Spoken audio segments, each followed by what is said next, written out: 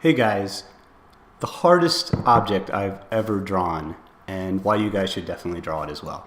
So what I have here is the famous John Asaro head. I don't know if you guys have ever heard of this. It's the planes of the head that was created by artist John Asaro, who taught at Art Center College of Design in California, in Pasadena. And I have a lot of history with this actually because John Asaro was actually my teacher, my main teacher in college's instructor. And so I feel like through lineage, I learned a lot about John Asaro before I ever knew who he was or had met him through my teacher who had actually sang his praises when I was in college. And so I'm going to discuss this planes of the face right here of the head. Such a valuable tool for us to draw and set up. You can, I think, I'm going to find a link for this on their webpage. I think you can still purchase it, Planes of the Head. And 1976, it's funny, it was created a year before I was born.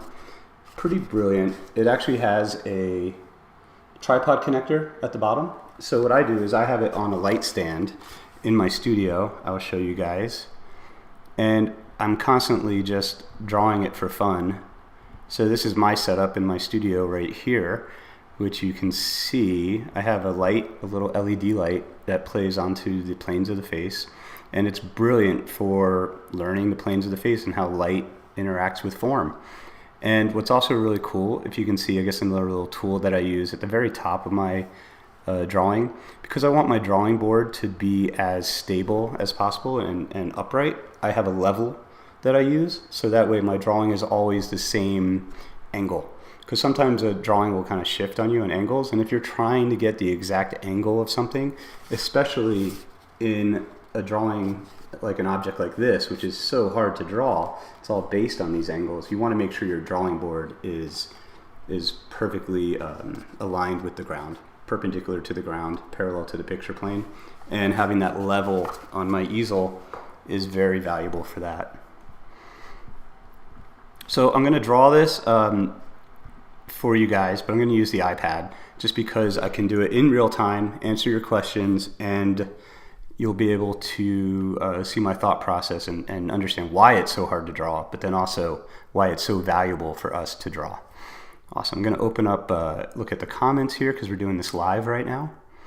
I'm going to look to see, cool, comments and reactions. Making sure we're live. Hopefully you guys can hear me out there. The audio is okay. I'm going to switch up to the iPad right now.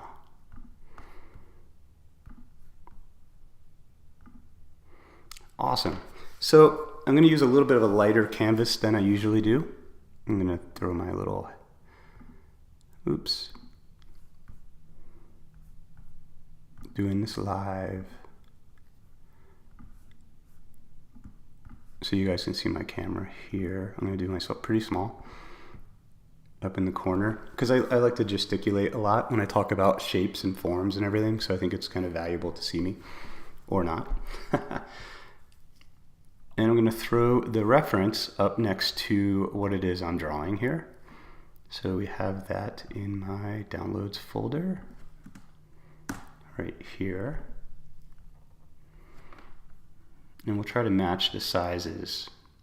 Now what I'm using is I printed out a reference here that's larger than my iPad screen, so that because when I start to, once I get everything developed and put in, I start to zoom in on areas, and zooming in on a small reference is tough, so I print out a little bit larger than what it is. So let's see here.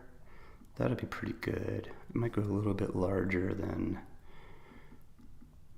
let's see, right about there. And, a reference on my painting just fell. Get this all situated here and throw myself over here. That'll be great. Cool. And I'll adjust it if we need to.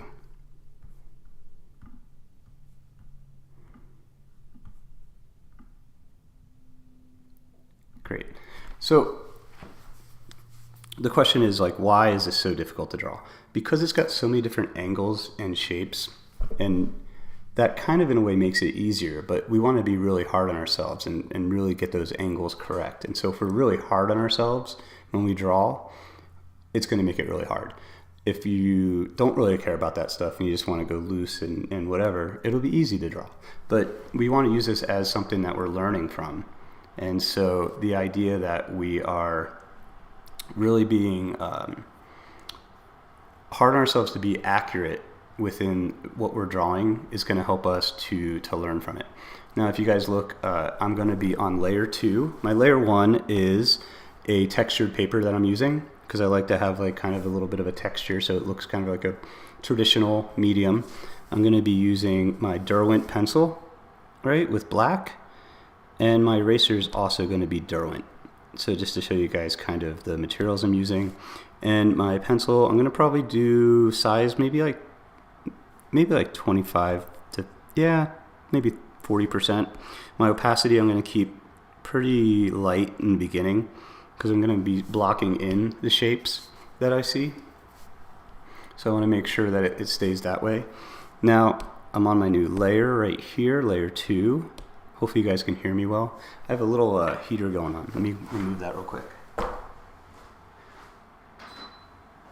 Awesome. I am in my new studio finally. Now it's still kind of figuring things out, but it's pretty nice so far. Now I just released a video a couple days ago on the CAM method, and so I'm going to use the CAM method here to begin. So what is the CAM method? The CAM method really is that the C-A-M. The first part is compose. So imagining what this drawing would look like on my iPad. Where the top of the head is, maybe where the chin is, the bottom of the pedestal. Just kind of blocking in where your subject is going to sit on the canvas or paper that you're using. And it's very important. You don't want your drawing to grow past the paper. You don't want it to get smaller. I see students all the time that things tend to grow on themselves, or things get really small on themselves, or they elongate as they look at things because of the angle that they're drawing at can affect that. So we want to make sure that we keep everything contained, and that's where the compose comes in. So I'm going to think about the top. I'm going to make sure I'm on this layer again because I've messed that up before. I know myself, right? And I'm on my Derwent pencil, and so I'm thinking about the top of the sculpture, and as well as the bottom and the sides, and all this stuff can slightly change. I'm going to leave him here for fun.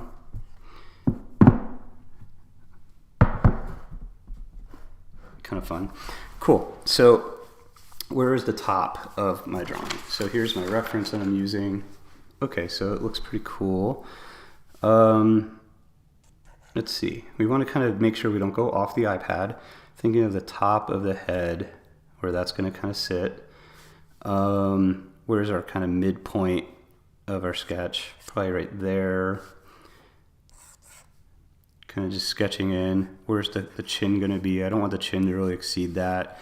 And I want the bottom to not be past what that space is right there. So that kind of locks us into where our head is.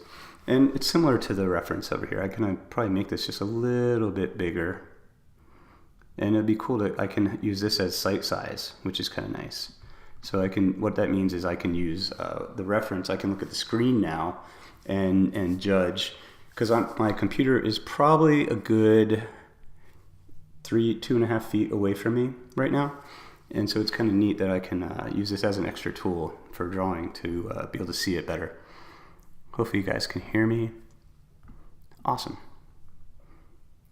Top of the head, the chin area, and we want to keep it kind of in our space. So where the ear is going to be. Cool. That looks pretty good. I'm thinking about just lines right now rather than forms, and I feel like that's a pretty good sense of the composition of composing, right? The C in CAM, where it's going to kind of sit, blocking in. Pretty good. I don't know what's going on up here. Looks pretty good. And all these lines I can erase and adjust, so it's not a big deal if I go too dark. That one I feel like is a little too dark. Okay, so after I get this kind of structure, I want to think about anchoring, right? So that's what the A is within CAM, so anchoring. So I want to anchor, and for portraits, I like to anchor my eyes because I like to move from the top of the eyes, the brow ridge, from the orbital cavities. Usually, if you have a single light source, they're the areas that are the darkest and the broadest dark within the face. It's also the most important part of a painting, I feel, is that the eyes. I think they've done heat mapping where they've looked at people and where they look on a painting first of a human being is usually the eyes and then the hands. It's rare that someone just looks at the mouth when they go up to a painting. I don't know why. And so for me, as an artist, I always tend to start in the eyes if I'm starting back in a pose when I'm teaching or demoing or when I'm working from life. I always start in the eyes and kind of filter my way around. And so I drop kind of this knowledge of what I'm looking at in the eyes and then have that idea kind of spiral throughout. And that's where the measure out comes from within the CAM method. I'll talk about that as well when we get there. So if I think about the eyes, looking at the space between here and here, where the eyes are going to be kind of dropping down, kind of this idea of spaces. These lines are not the lines that we have on him yet. I'm just trying to think about where these orbital cavities are going to be. I'm going to make this a little bit lighter because I'm not quite sure, but I'm going to anchor them probably around here somewhere. And I'm being a little bit looser with these, just kind of thinking about what the structure is and just knocking in shadow shapes. So what that's telling me right now is if I'm kind of locking in kind of what I'm thinking is where the shadow shapes are within the portrait, they're my anchor point. So if I think of the top part of this eye right here and then on the other side around here, that might be the size and scale of the eyes are going to be locked in because they're the area that I'm establishing first within the sketch. And what that means is that I want to have everything else kind of flow around that because they don't have to be perfect. The thing that is, they're kind of like I always consider them our mile marker within a sketch. The mile marker is back when we had paper maps. Back in the day when I was a kid, we used to talk about how do you read a map in kindergarten or first grade. And in the corner there's a little key, right, where it had a little thing that said, well, here's kind of a scale of everything. It's 0 to 50 miles to 100 miles. And it had a little scale that was two sides of the map. So it would give you an idea of, well, this is maybe 300 miles away because it's like 3 of these 2 inches or something. And so that kind of key right there is kind of also brilliant. It being called the key is for us that our key is our eyes. And so this kind of locks everything else around that movement. And so I can raise and lower the chin if I want, where the mouth is, where the nose is, as opposed to how I have the eyes locked in. Okay, so we have our eyes. I'm thinking, I always consider myself of taking what I call trips around the portrait to kind of think about how things are related, right? So if we come down here, using other things that I've talked about in other videos that I find helpful when I draw is the idea of the Van Dyke Z, which I'll do on a different layer here. So what the Van Dyke Z really is if we understand kind of the length of, I'm going to use a different color. If we find the length of this area, oops, it didn't change my color. There we go. Make sure we're on a new layer. And if we find our length from here and our length of the nose, which I'm thinking is around here, and then that underplane of the nose, that right there, that line quality is going to help us to understand where things sit. And the way you figure out from the nose is where's the base of the nose where it meets. And on this is pretty fun because it's easy to see. It's funny, I should do the reference in the actual iPad so that I can actually draw on the reference as well next time. I'm learning how to do these videos and do them live It's been a lot of fun.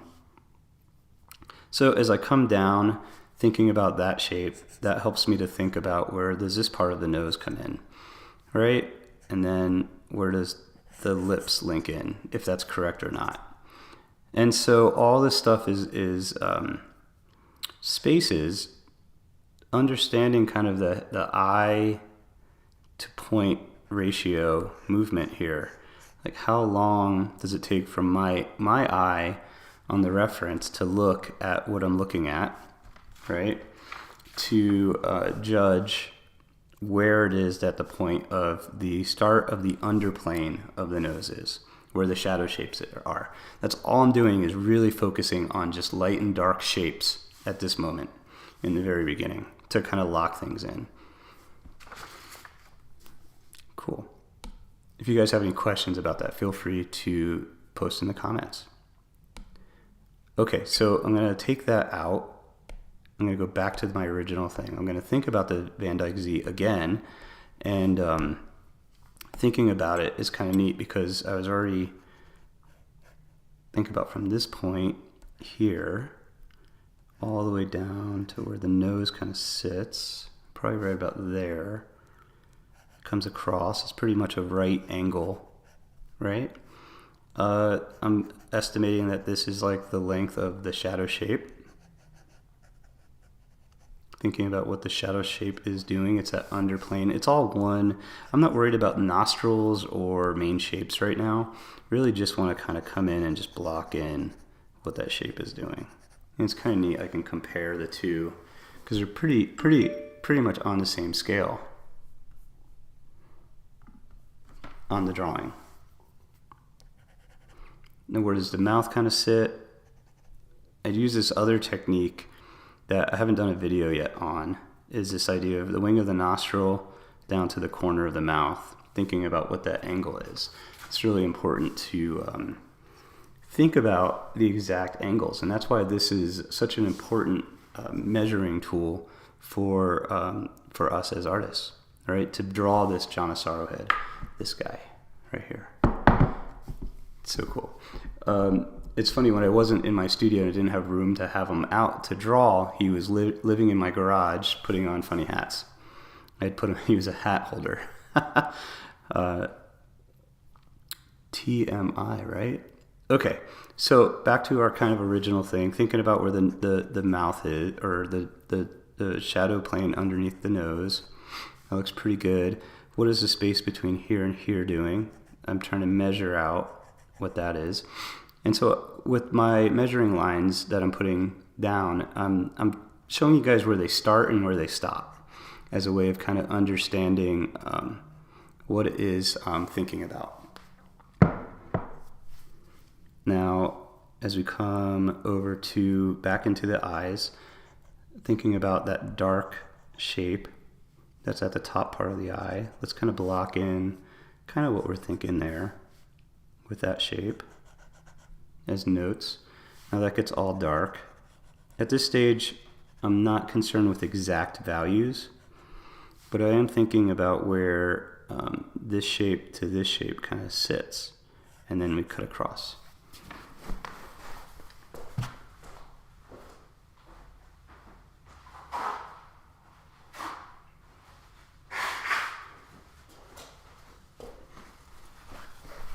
So I had to blow my nose. You guys are getting the full live experience here of a lesson.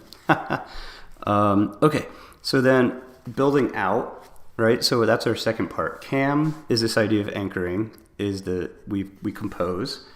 Now we're anchoring the eyes, thinking about this entire shadow shape, not worried about the stuff inside of it at all yet, right? Just knocking that whole thing in.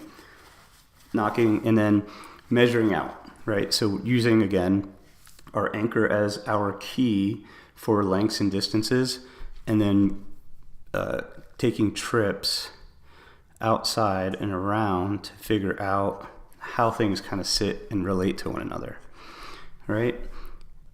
And this can be pretty loose in the beginning because we're not sure exactly where things are going to be, right? Or how they're going to sit. Right? Maybe that comes in a little bit more than I had it. where does the ear sit in relationship to here? Everything is in relationship to other things. The ear on this side, how far does that come out? That looks pretty good. Thinking about that shape, I think that this shape right in here can be changed. I think it's not quite as wide. It comes in a lot more than I have it. And so we're able to use kind of the central point within our drawing to push out and to kind of think about where things are sitting in relationship to the model, which is right over here, up here. Awesome. This comes down and over. What's this whole shadow shape in here doing? What's the space between the philtrum and the top of the mouth, right? The Cupid's bow, they call it, because it looks like a bow that's facing up, shooting an arrow straight up. How does that come over? I'm going to check one thing really quick here.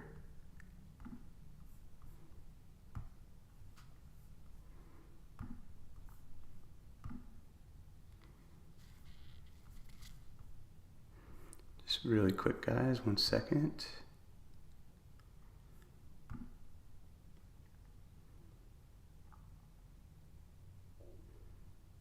Cool. I wanted to make sure that we're actually on streaming. Oh, it's on private. I was wondering.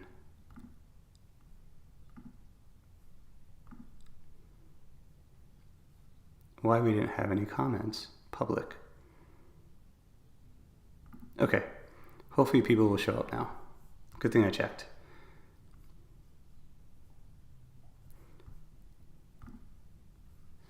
So back to thinking about this idea of moving out. So if I'm working on one eye, I'm going to work on the other. And what's really great about the John Asaro head is that we're simplifying what's going on in the orbital cavity on both sides, right? But we have a different sense of simplicity on the left side versus the right side. And just understanding that this shape in here is kind of like this ball of the eye, right? So we think about how this is that eyeball, right? And then the other side, which is great, it actually shows the lid over the eyeball, which is really, really beautiful. And it's really helpful for us to understand that concept. So thinking about the shape in here. Okay, now we're public, so hopefully people can see. Thinking about the space in there. So always thinking about how this is where our end of our orbital cavity is, right? What this shape is. And not being afraid to just put in lines to measure out from.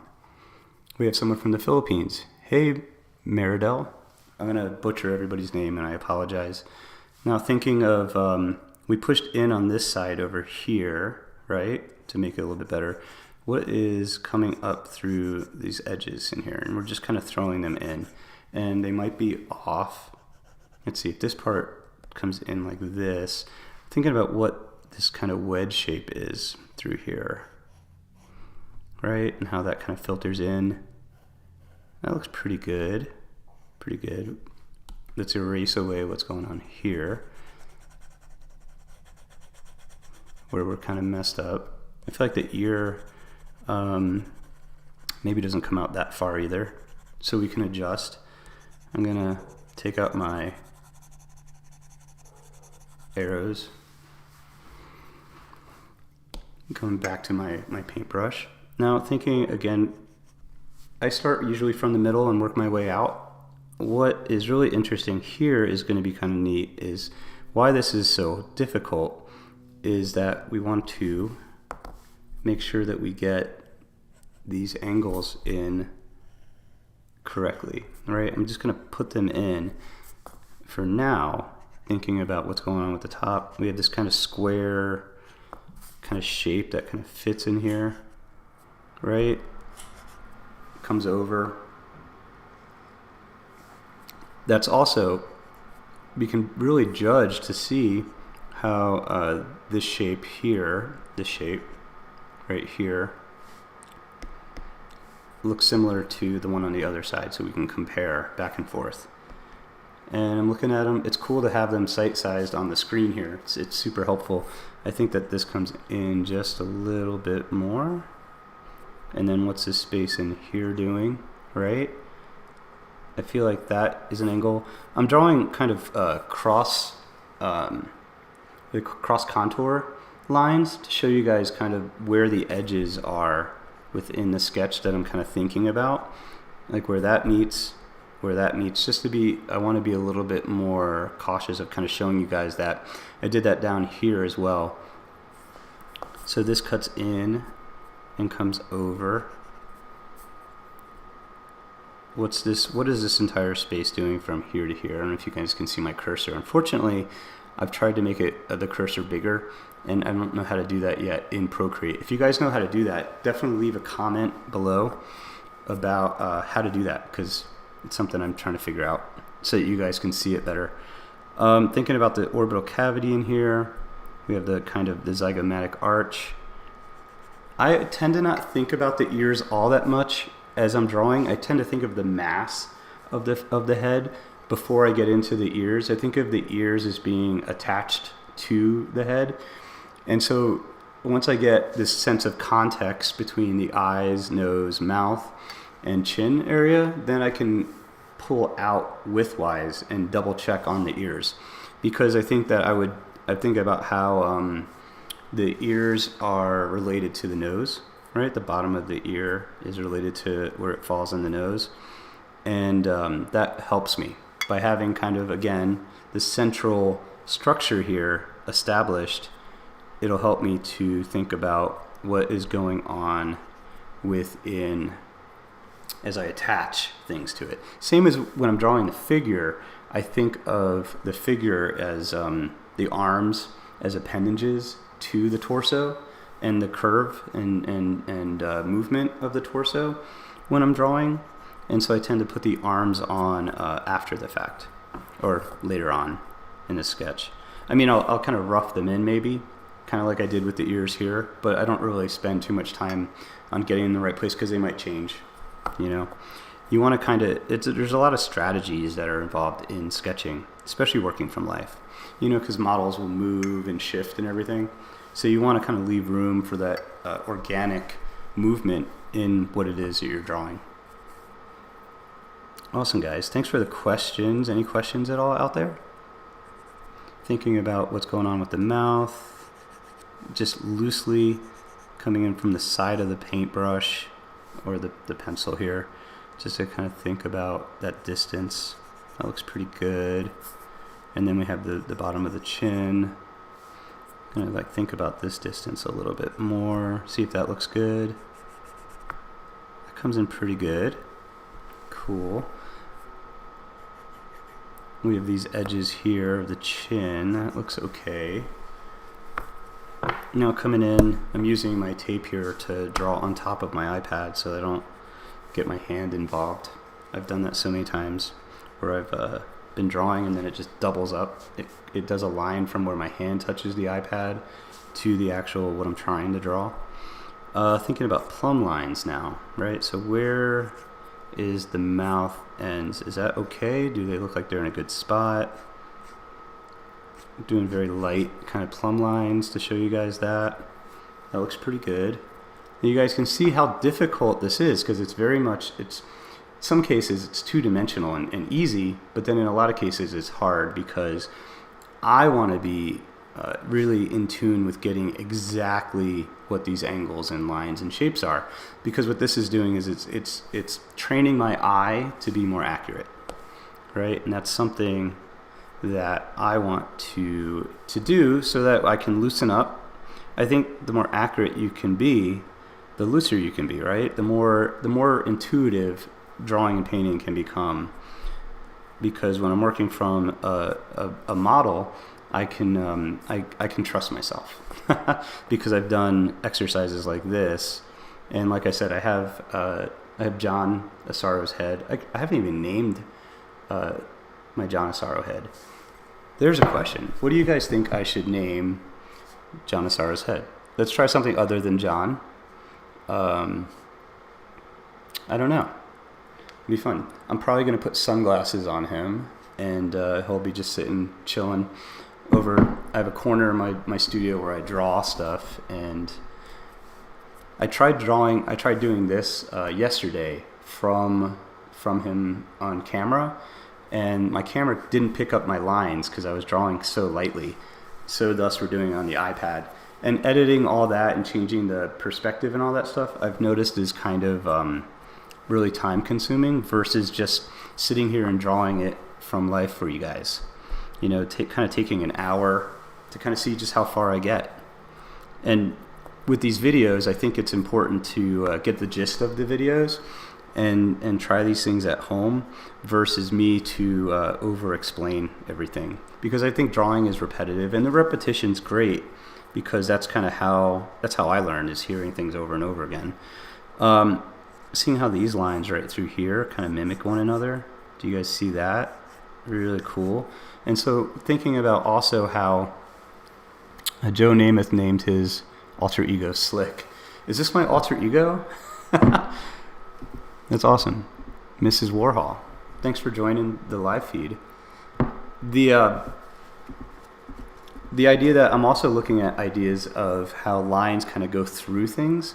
There's a brilliant artist that's actually posting a lot on YouTube here named Dan Thompson, who does a lot of this. The way he draws is so beautiful. He draws kind of through the forms, almost in like thinking about full movements of things, kind of not where something stops and starts, which is something that's important for what we're doing here, but the idea that we're, I'm going to erase this little finder's line here. Let me change my opacity, just to clean up some of my drawing errors in lines.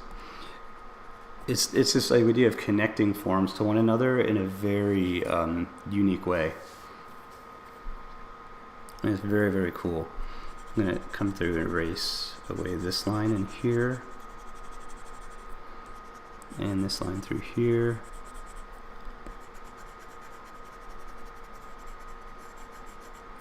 Cool. Now thinking of the top of the head, just kind of simplifying where the top is. I'm going to come through. Let me refine what's going on up there. If you guys have any questions, feel free to ask. I think questions are great because they help to drive the discussion that we're talking about. And that way I can answer any questions that you guys might be thinking. Again, I'm doing these lines that are crossing over these edges just to kind of show you to exactly the angle that I'm thinking. Here also, this line is really important, where this is going to connect, this part is going to connect to the side of the frontal eminence as it pulls over, which is kind of interesting. Now, I'm going to kind of come through and think about areas that are light and dark, which is, I'm going to change the opacity here just a little bit. I'm going to kind of shade in areas just to kind of knock things in dark and light. So, thinking about the side here, what's going on through here.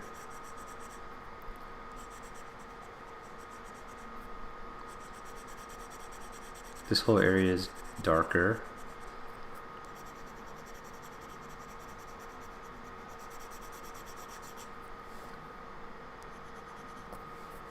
I'm going to slide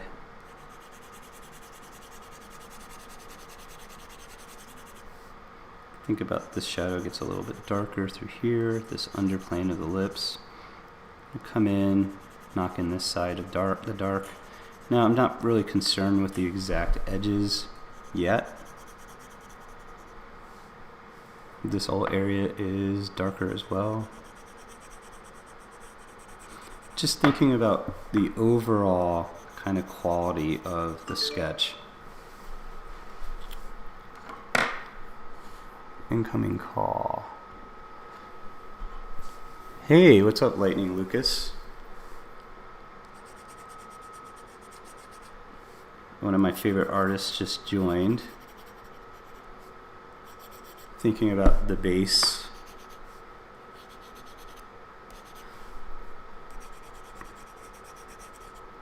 Here.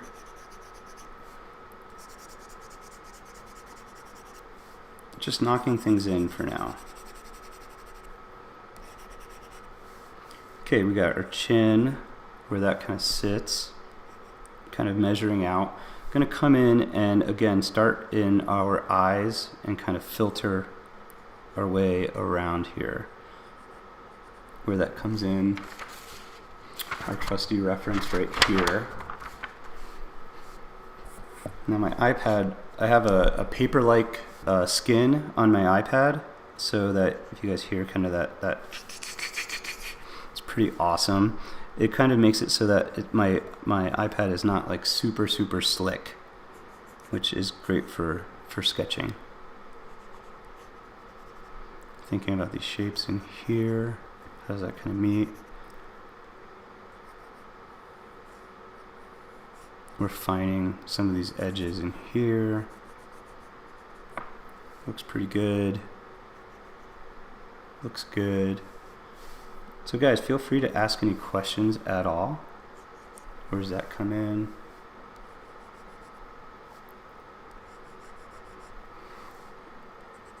That upper lid.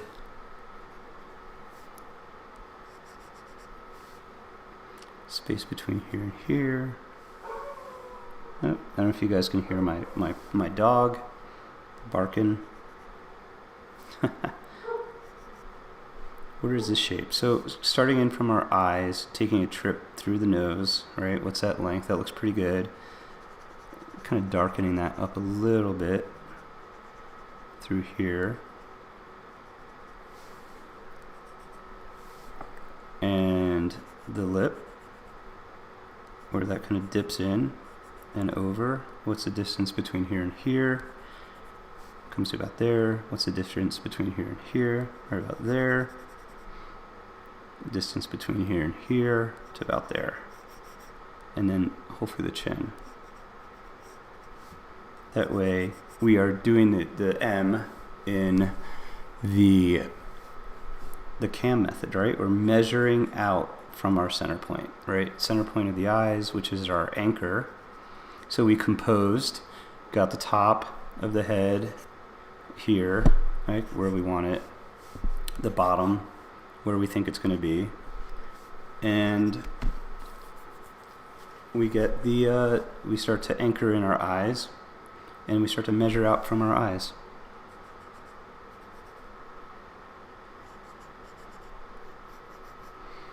Where does this part of the nostril come in? Refining these shapes and filling them in. Just knocking everything in. Shadow shapes. Do you guys have any questions at all as of right now, where we're at with the sketch?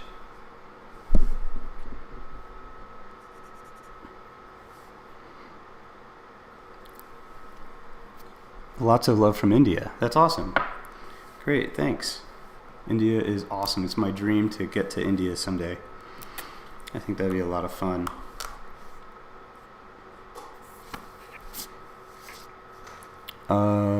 Just found this channel a few days ago and loving it. Keep it coming. Thanks, David Webb. So I'm going to show you guys what's going to be. I'm going to move in a little bit on some of the sketch here. Again, simplifying. I'm going to up some of the value in these areas. You guys can see how sketchy it is. I'm going to kind of refine what these edges are doing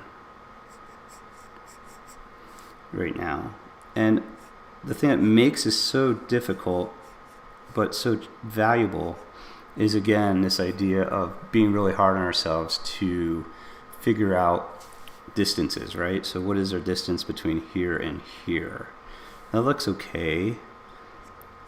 I'm kind of thinking about this entire shape as an overall shape where this whole area is one shape right through here, right? So I'm going to get rid of that. That's very important to kind of understand. And I'm going to zoom in and really refine what the shape is doing here. It cuts up, over, and again, I was showing you guys kind of this idea I'm always putting my palm, these movements right here. And so a lot of times within drawing, people ask, why do you start with straight lines for drawing? And I'm going to do a whole video on this, but I'm going to give you guys a quick lesson on that right here, is understanding the distance between, if I were to do this as a curve, right, it can be very inaccurate. And if we look at a contour, oops, I'm off screen here. If I did this as a curve, it's really hard to get this accurate, especially with the way the skin is. There's different areas that have different movements, right? So this is kind of a straight line, this contour, and then it hits here and then stops. Now this is an exaggerated version because this is just the planes of the head, right? And this edge is kind of slightly curved, but it moves there. There's a movement here and a movement here. So it's this idea of zooming in on an edge and being able to get it more specific from point A to point B as we go. And so these straight lines turn into arced lines, and eventually as we're working, they start to turn into the curves that they represent. I hope that makes sense.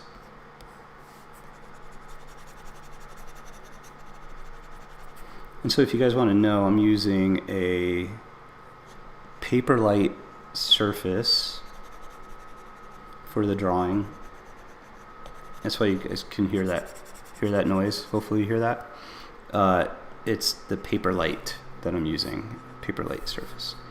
So as I come in over here, simplifying, I'm using the eraser to, now we want to get really into the nitty gritty, right? What's the space in this area right here? And then how does that, and I'm not using a straight angle line kind of deal, and how that kind of meets this square. If we look, now this is a molded sculpture, right? So not every angle is going to be exact as if we're doing a notan. This is essentially doing a three-dimensional notan, which is insanely valuable. I'm always telling my students when we work from life to simplify shapes. And this right here forces us to simplify shapes because that's what this is. It is simplified shape, which makes it insanely valuable for us to, we don't have to do the simplification in our brain, but this teaches us how light simplifies the form as we're doing it. So I got to catch up on some of the things. Hey Satush, hopefully going to India soon. It's been one of my dreams. I almost went there for a collector where he wanted me to paint his brother and father in Mumbai, and it just didn't happen, unfortunately. But hopefully that'll happen someday. I think I was going to live there for a month, and but it just didn't. It fell through, and I was bummed about it because I was all about Mumbai, learning about the history and how it was called Bombay at one point. Anyway, I know a lot about India for not visiting. Coming into these shapes and simplifying. Hey Jay, how's it going? Good morning. The position of the light source for the cast is a regular choice. Yeah, so I lit this from above. I'll show you guys really quick. I did this earlier in the video, but for some reason it was set for private. And so the beginning of the video, you guys will be able to watch again. Here's how I have it set up in my studio space, right? And so I have a light source up in the top. That's an LED light. And then I have the John Asaro head is great because it can fit onto a tripod. It has a tripod connector at the bottom. So you can put it on this is on a light stand, another light stand.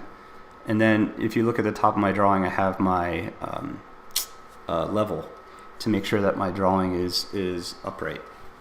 That's super important. So, if your paper moves and shifts this way or that way, your angles are going to be off. And so to make sure that your angles aren't off, I use the level. So as I'm coming into these edges here, my reference slid underneath my thing. This comes up to about here. Now I want to be really specific about these and precise. Now we have this line that cuts across here, right? We're changing the orbital cavities just in that we're making them more specific, right? Really taking time to think about what these shapes are doing.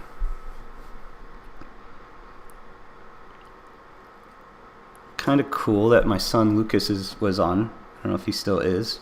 Probably not. He's busy studying right now art at Savannah College of Art and Design in Atlanta, the Atlanta campus, which is kind of cool.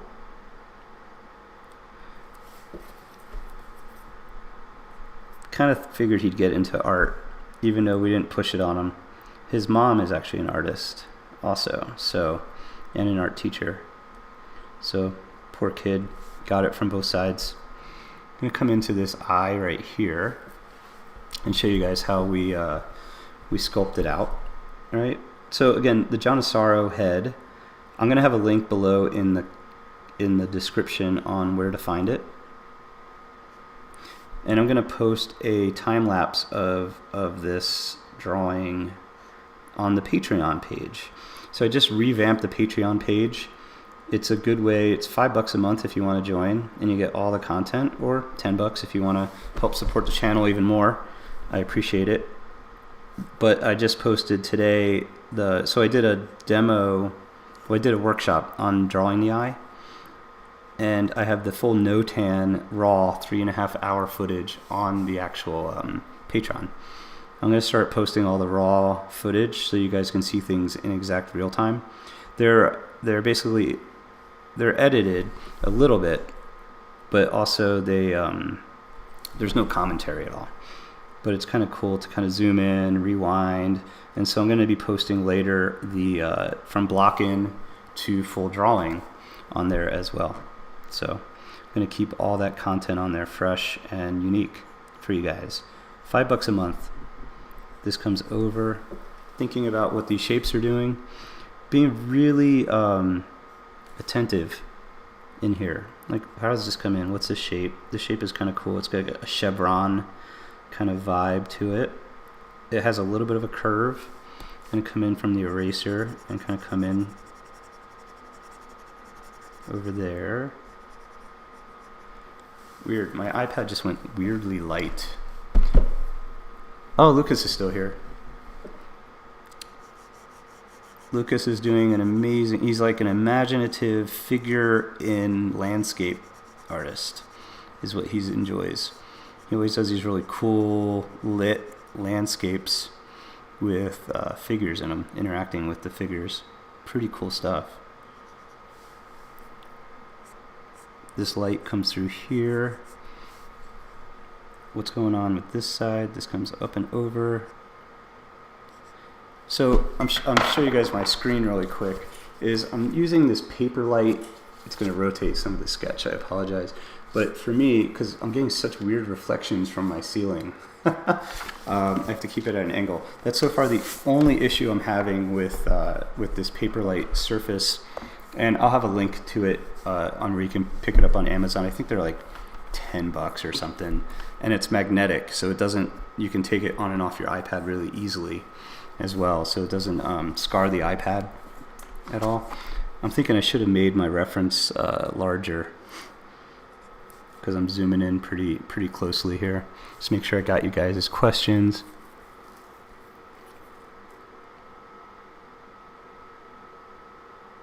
Yeah, he totally got bit by the bug of art. Thanks, Jay. Yeah, you guys can see his Lucas. What's a link to your channel? I forget the actual. I don't know if you can do a Instagram link to your channel. You can go to his website is lucascasson.com. Kind of cool. So when he was born, I bought the URL. And at first it was actually I don't want to embarrass him at all, but it was like baby pictures of him and stuff. But then I was also I'm going to hold this for him in case he wants to be an artist. You know, I didn't get in on high technology and stuff or Bitcoin fast enough, but I got his URL. whole reason I love art is because I want the ability to create whatever I want and whatever I can imagine. That's awesome.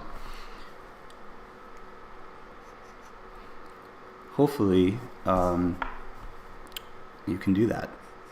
I think you can. The stuff you're doing is great, Lou. I'm really proud of you. Coming in here, kind of shaping up what's going on here. So as you can see, I'm starting in kind of the eyes and I'm measuring out. So here's where we're at so far to show you guys. It is, again, like I told you guys, this is the most difficult thing to draw if you're hard on yourselves. Anything can be an easy thing to draw, right? But if you're really hard in nailing into proportions and thinking about value and stuff, which I'm not really even quite getting in there yet, I'm just going through and fixing areas within my sketch to be better. And this, to me, granted maybe I'm weird, I'm probably pretty weird, is pretty meditative for me. I freaking love the challenge of this, right? I'm coming in here fixing this edge. And by getting the context of what it is that we're drawing here, it helps me to, anything else I draw, anything I'm painting, again, becomes intuitive because I have a good understanding of where these edges and shapes are lining up with one another. Sovereign Ruler, thank you for sharing your time and knowledge. You're one of the reasons I got back into doing art. That's amazing. Cool. Yeah, I have a blast. If I can share my enthusiasm for this stuff, that makes my day. You made my day. Awesome, guys. And I appreciate you guys all commenting on the videos and the YouTube. I just kind of started up YouTube. Started up at the end of November and have been, I don't want to put my hand on the iPad again.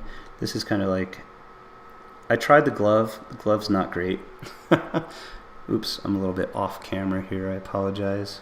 This comes up. Started in November after a hiatus of maybe, I'd post like once or twice a year maybe for like 10 plus years.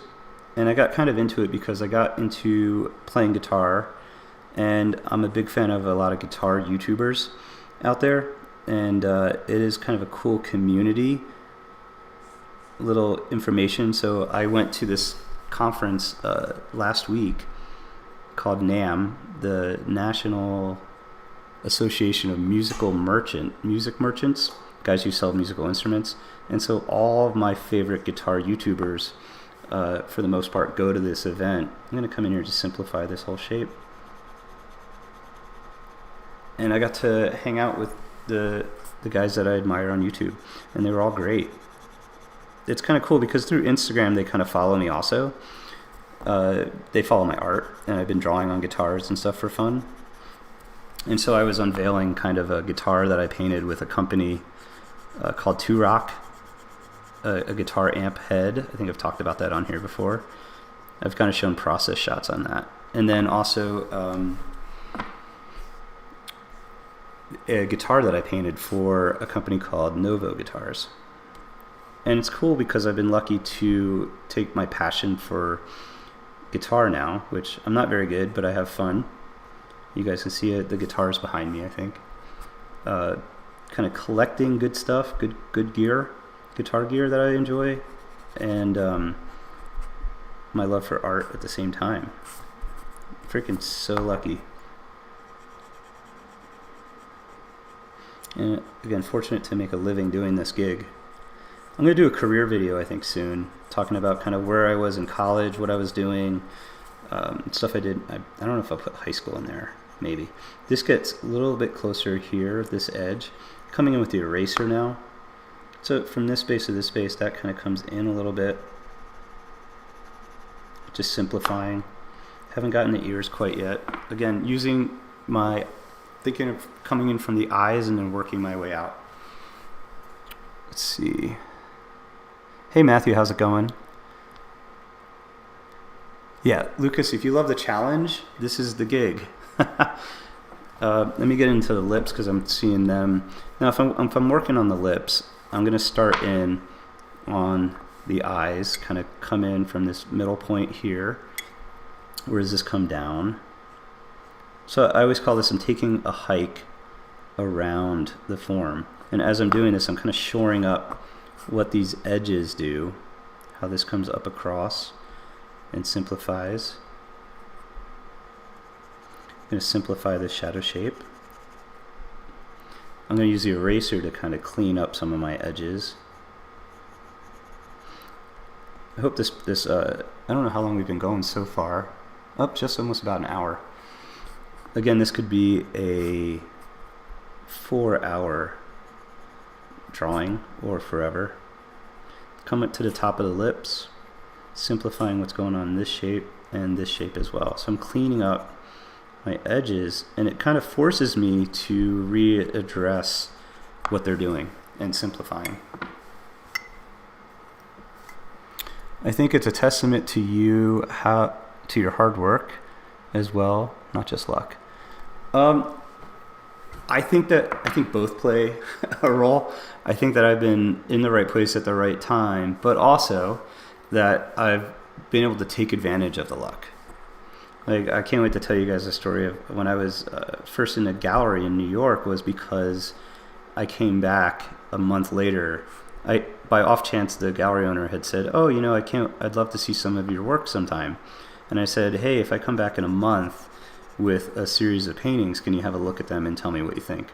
And I was working a full-time job at the time in New York, 9 to 7. I think I got home at 7 p.m. and I'd work on this series of paintings every night to show this gallery in New York, like, hey, this is kind of an idea for a project or a series. And I went and did that, and that's what got me not real somewhat representation. Coming into the lips now, I kind of filtered my way down. Got me into the kind of they call it like the back room. So I'm looking at these edges here, right? So I'm drawing a cross contour line to show you guys what I'm thinking about the hard edge being and how this comes down and over. And so reshaping out what the lips are doing here. This comes up and over. And then this is kind of an amorphous line right here, so I'm going to kind of simplify it and clean it up a little bit, make it a little bit more articulate. And I didn't like that move. So again, using the iPad, still even with this paperlike finish, it's a little slick. And so again, I'm using my paper towel or my tape roll here as like rest my palm on it while I do some of these lines that are a little bit more subtle. Coming into where's that distance? That looks pretty good. This looks pretty good. Coming in with the eraser now. Make sure I don't miss your guys' questions. Lucas is saying, I think my favorite part about what I've been doing is that there is multiple solutions to any problems I may have. Like working on my turnaround. That's really brilliant. Working on my turnaround this morning, I couldn't find an appealing way to have a character's shoes front facing, so I redrew them a few times. That's awesome. Yeah, that's what's pretty cool, is like this whole gig is organic,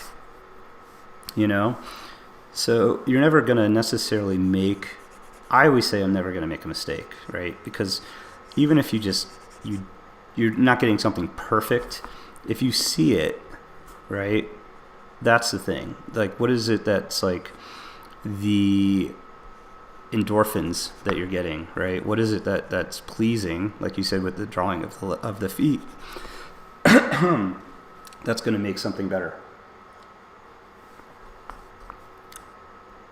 I think the one thing with the YouTube is I'm always losing my voice because I'm talking nonstop. I apologize, guys. This comes down and over into here. I'm going to simplify this whole shape. So my studio is kind of almost done, and my wife's studio now in our home is being made at the moment. We're kind of renovating her space now to be larger because I'm not in there anymore, and more in tune with what she wants to do. And so it's a little bit out of commission, so she can't paint right now. She's getting a little paint angry, where she wants to work, but it's hard. So I'm gonna zoom out a little bit, stretch, check out the questions. Did you get my email saying how awesome your workshop was? I am so bad at email returns and stuff. I think I got it. Thanks for doing the workshop, Rob. Or like watching the workshop. I hope that it helps. I know it's really hard to get quality education for affordable pieces. I've done scholarships for students, so that if they can't afford it, that I can hook them up with some content and stuff. So if you guys know someone out there that needs something like that or support, I'm not saying Rob does, but that's what's actually pretty cool about the I have so much content stored up from workshops I've given during COVID and everything, and that's what the Patreon is going to be, kind of a resource for $5 a month. Helps me with this channel. I'm learning that the monetization thing is kind of weird, because you'll get a lot of views like one day, and then a video that you really are proud of won't get a lot of views, and I feel like, and I should do a video on kind of what it's like to be monetized for a month, because it's been almost just over a month now I've been monetized on YouTube, and it's like, here's $3 a day. And you're like, I got to keep it up to $3 a day, because that'll give me like $50 at the end of the month or something, you know? So it's and then what helps channels grow? What helps channels grow is you guys being here and commenting and stuff. Even negative comments help the channel grow, which is cool. People have told me I don't know how to draw. I love it. Tell me where I'm off and where I could be better. That's cool. People have different techniques that they use. I'm gonna soften up this edge in here just a little bit, because it's a softer edge. I'm trying to keep everything kind of a hard edge to show you guys this idea of the specific shapes that this subject here, which I don't know if we have a name yet for him yet. Name him in the comments. It'll be great. Actually, if I choose your name in the comments for him, I will send you guys some charcoal. I'll do charcoal. I'll put together I don't know, like 10 charcoal pencils, and if I choose your name, I will send it out to you. There you go. John Asaro. John Asaro head. So that's it helped being. Jay's asking, I would love to teach again, maybe somehow when I have more of a body of work. Last person I taught won first place in a competition, helped him out because his mentor screwed him over.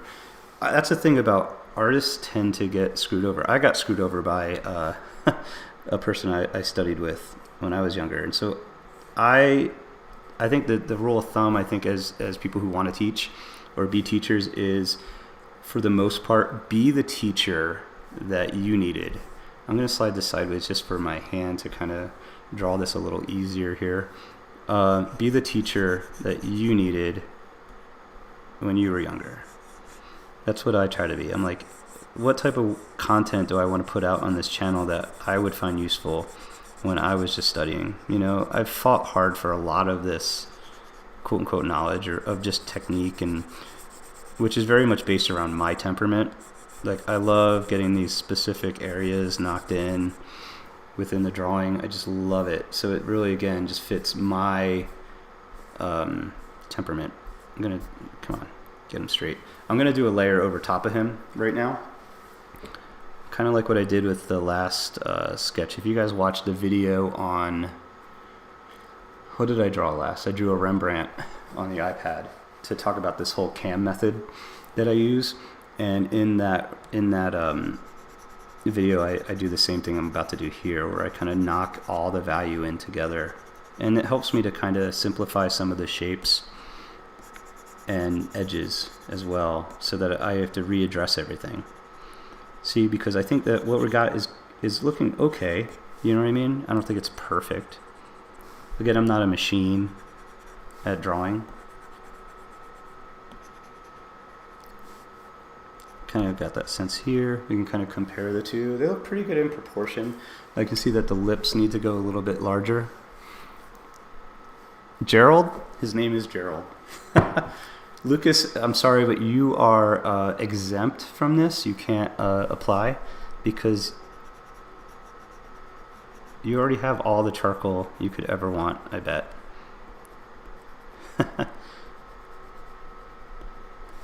But Gerald's a good name. Lucas named our dog Zelda. We picked all the kids had their names, and we picked the name out of a hat, I think. I forget how we did it randomly.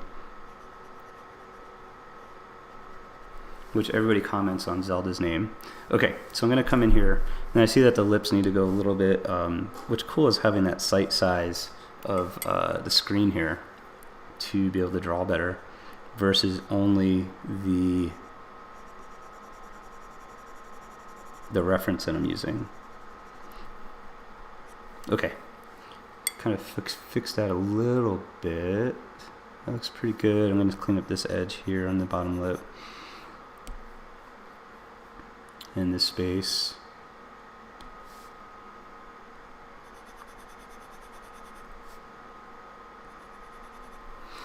I'm not going to be doing videos. Well, actually, I think I'm going to do one more video in the next week or so. Might do it live.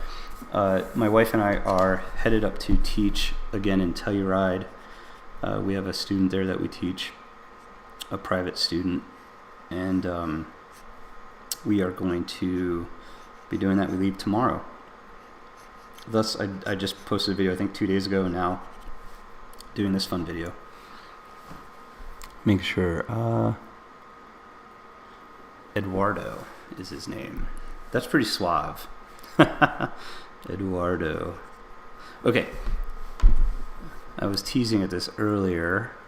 Oh, just really quick to show you guys, I don't know if you guys were able to see the Van Dyke Z movement right there over the eye.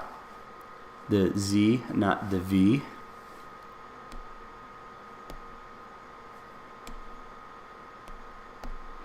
And I'm going to kind of build some atmosphere around the subject here by, I'm going to do a new layer. Go really big brush here, like pencil.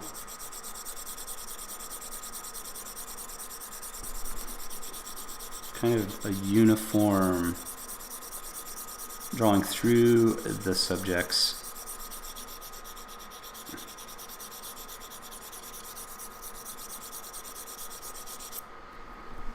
That's pretty good. I don't love that, but I just did that. So we have the undo feature. So just put a value down on the sketch. And again, I can change, because it's on a new layer, I can change that opacity, which is kind of nice. I can even check the opacity of what I want for that side part of the cheek that we can kind of see, and that looks pretty good. Now I can come in, and I'm going to think about value on top of the drawing. How much of drawing is a mental task more than a hand skill? I think they're both. I think that's a great question. I think it's connecting your brain and your hand together, like to see distances and such. So in here I'm going to use that eraser. Oh, yeah. I'm not going to make it quite as big. And I'm going to come in and start to chisel out some of the lights here. So we see that this is pretty light on this plane.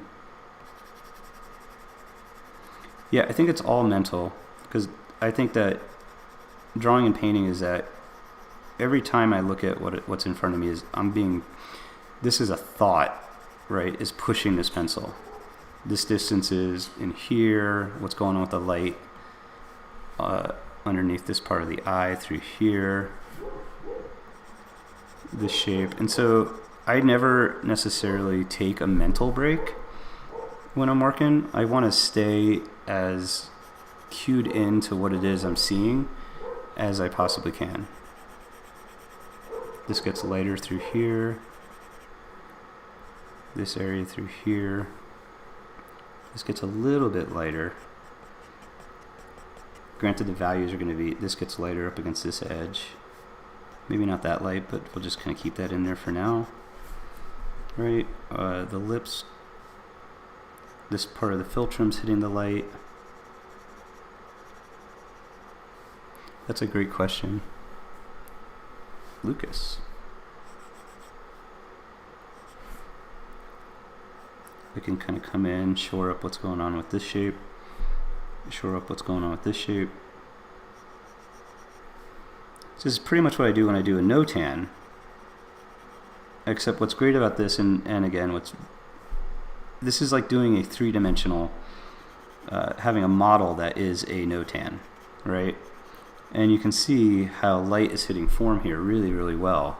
And that's what makes this such a valuable exercise to do. Now there's a lot of light in this center part through here.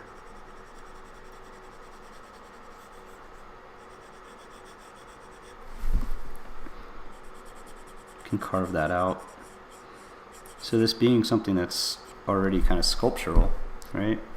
We can see as we compare them, you can see how the lights, I'm going to just take my opacity down a little bit here.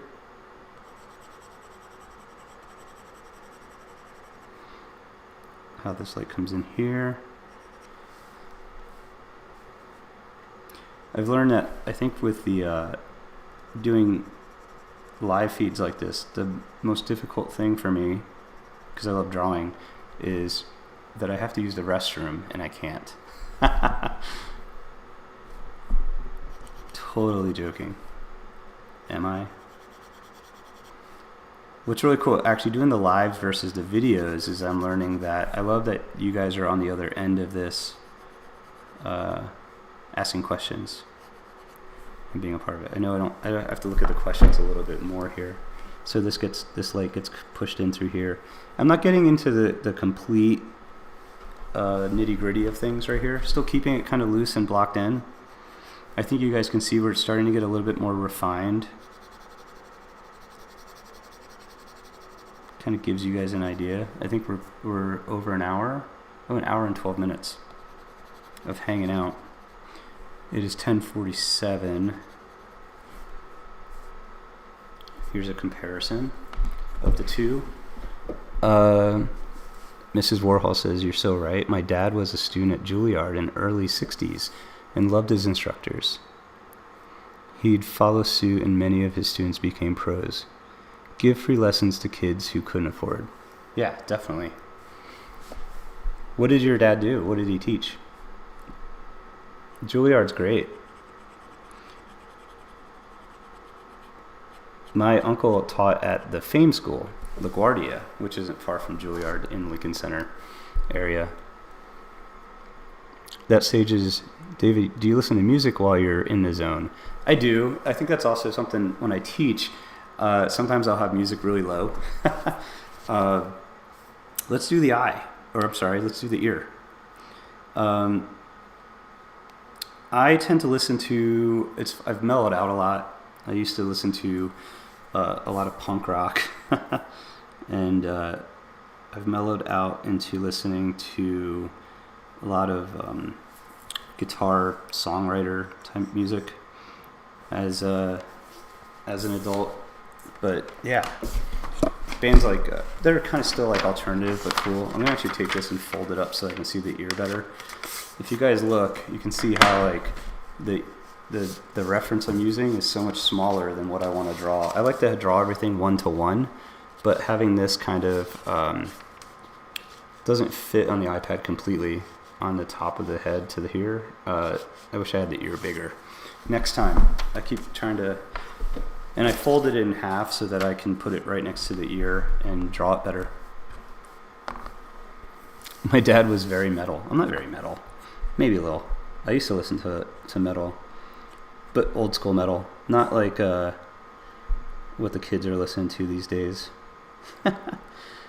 Not new metal. Mostly like Metallica, Pantera, stuff like that. Thinking about that edge. In fact, I wanted to do a guitar for, I did a Flaming Skull guitar based after a Metallica shirt. That was kind of fun. It'd be neat. So as we look here at this edge, that kind of filters up. It gets a little lighter. I can kind of glaze it lighter with the eraser here. Oh, you know what's going on? I'm not on the right layer. I'm gonna merge that top layer and the other layer here. You can just drop down, merge down. Now it's all one layer, which I don't mind if it's one layer at all, because I can kind of adjust things through the subtlety of the pencil.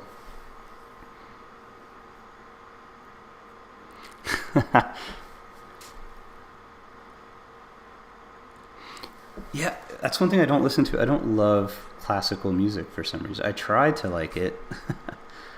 I just, and that's like kind of like, I guess the traditional art thing is like people listening to classical music when they draw and paint.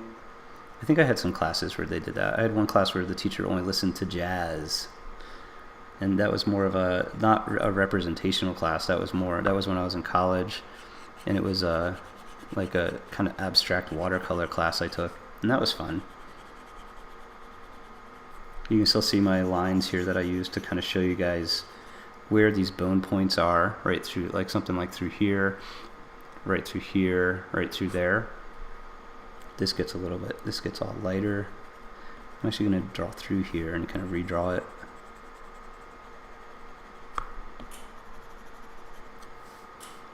And come in and think about this as just, this line comes into here. It cuts out like this, comes down. Trying to vocalize my thoughts as I go. Oh, my screen just went a little darker. Did that happen for you guys too? I don't know if you guys saw that. This edge comes like this edge like that. Pick up with the contour.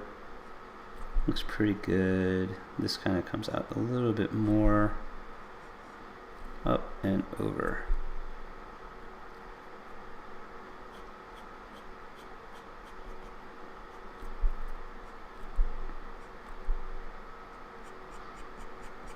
Shading that in. Think about, that's a sharp edge right there. I'm gonna use the eraser to just knock some of this stuff back a little bit.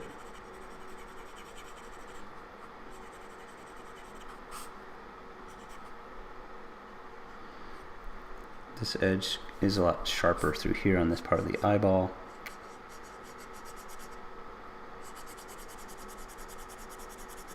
You guys can hear that paper finish. Pretty cool. Guns N' Roses is my favorite band. That's awesome.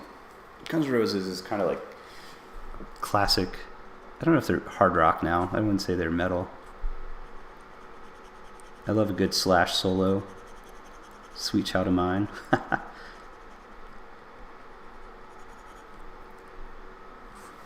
Thinking about what's going on here, it's kind of funny to hear like the whole Guns N' Roses versus Nirvana feud back in the day.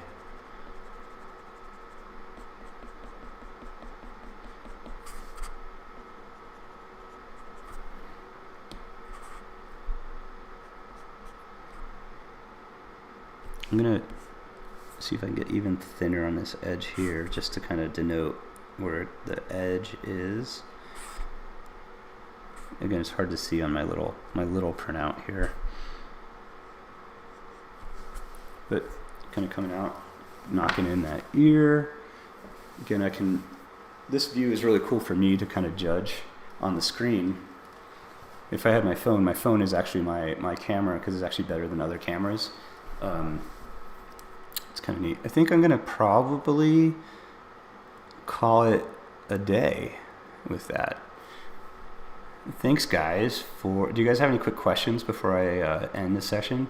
I think this kind of gives you an idea of the thought process of how hard this is to draw, but then also how useful it is.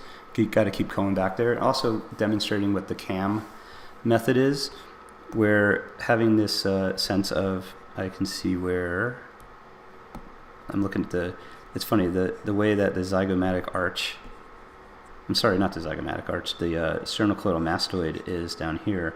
It's kind of neat to kind of sit and draw like what's going on there. And then we have where this line meets this frontal plane we've got kind of a lightning bolt vibe that comes into where the pit of the neck would be the sternum. Right? Cool stuff.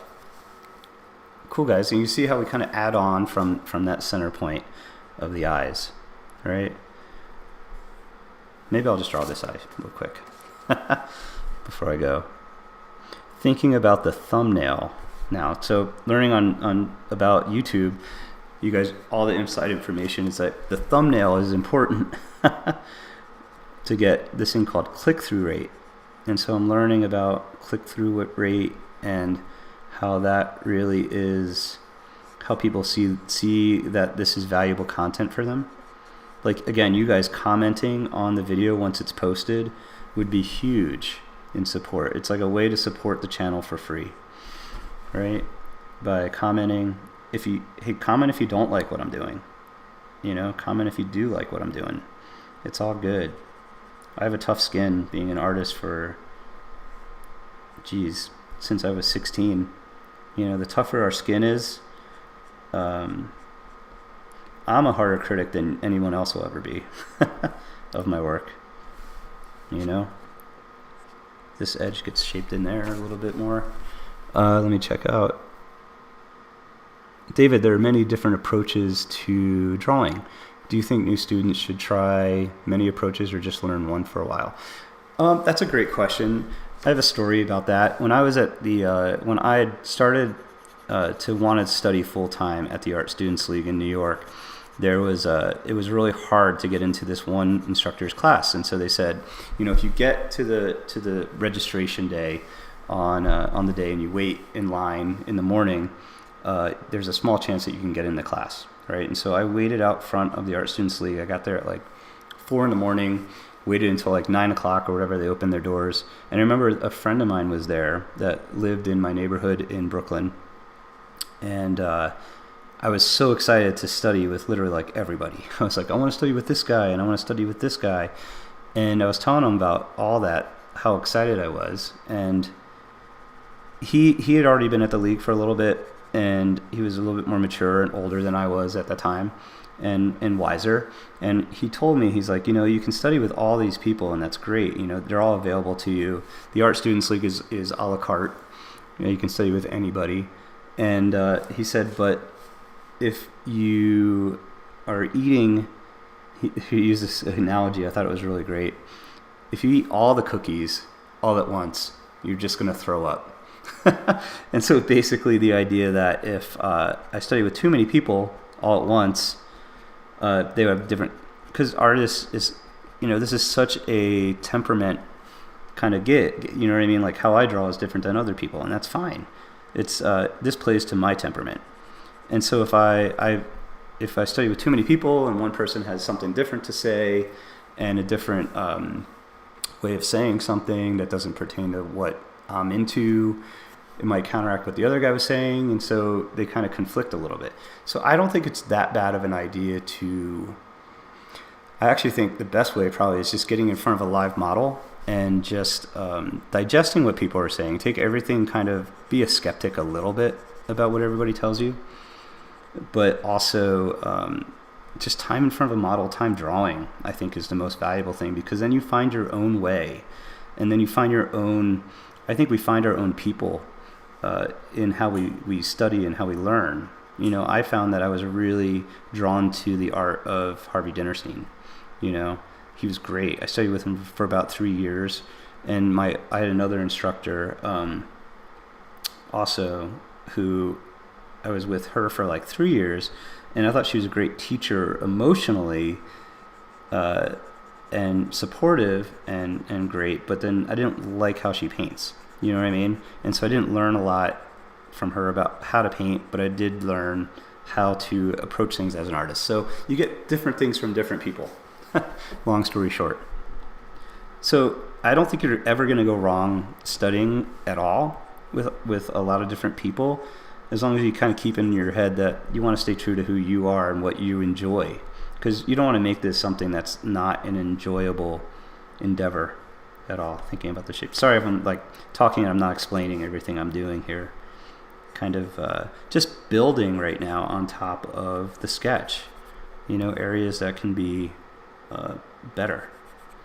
That's the idea, is that I could work on this drawing for the entire day and try to make it almost perfect, you know, in value and representation.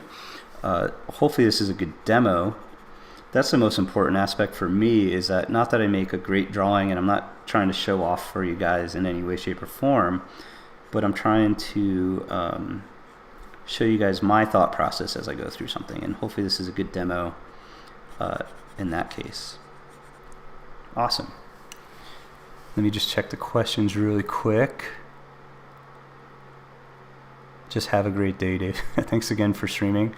Jay, it's great to see you. Great to see you, Rob. Lucas, thank you. Matthew, great to meet you on here. You guys are great. Again, this really helps support the channel that you guys are here and asking questions. And if you have any more questions, feel free to drop into the comment section. And again, if you guys name my John Asaro head, if I pick a name out of there that you choose, I'm going to send you guys charcoal. I'll try to do that, and then it'll probably be this month, so bear with me, because we're going away for I think a week or so right now to teach in Colorado as of tomorrow. I'm going to try to do another video there on another shape that I love that has us thinking about drawing. I'm not gonna drawing like a chess player plays chess. It's a very important kind of shape that I always look for when I draw. And I'm not going to tell you guys right now. I'm going to leave you guys hanging. I think getting that little edge in there, this is so fun. Awesome, guys. Thanks again for watching me draw. And I will see you guys at the next video. Hopefully, I'll probably be streaming in another 3 or 4 days. Awesome, guys. Take care. And, oh, let me do my... Awesome, guys. So the John Asaro head over here, I'm going to have a link in the description section for it. It's pretty awesome. And if you guys like this content, please like and subscribe, share, comment. I really appreciate you guys being here. And I'll see you guys on the next one. And I hope you guys are out there, and I hope you draw well and paint well. Take care. Cheers.